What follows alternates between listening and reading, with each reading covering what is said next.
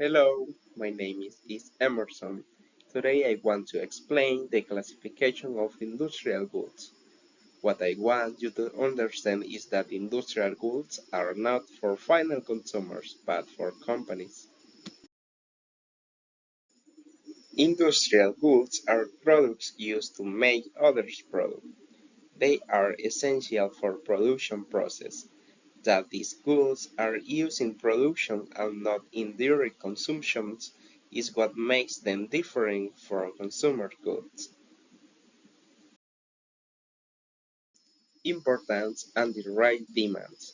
It is important to understand industrial goods because companies depend on them to operate. For example, a car factory needs steel to build cars.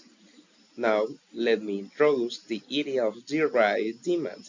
This means that the demand for industrial goods comes from the demand for final goods.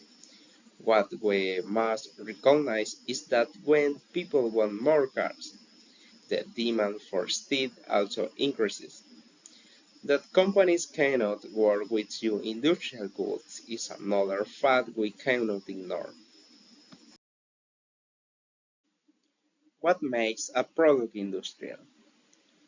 We must remember that what makes a product industrial is its use in production. We must recognize that industrial goods are essential in business. What many students sometimes forget is that industrial goods exist behind almost every final product.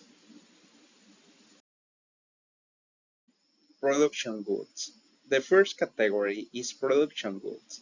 These include raw materials and component parts.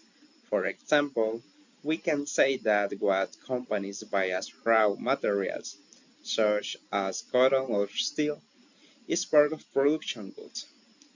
That production goods determine the cost of final products is something important to consider.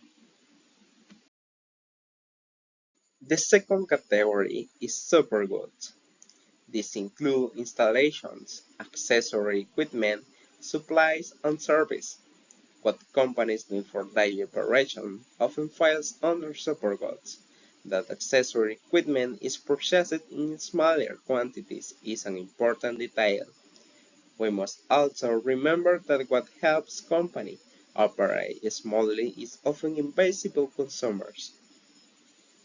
To conclude, what this classification shows us is how companies manage productions efficiently, and that this could support the final product is very important for industry and society.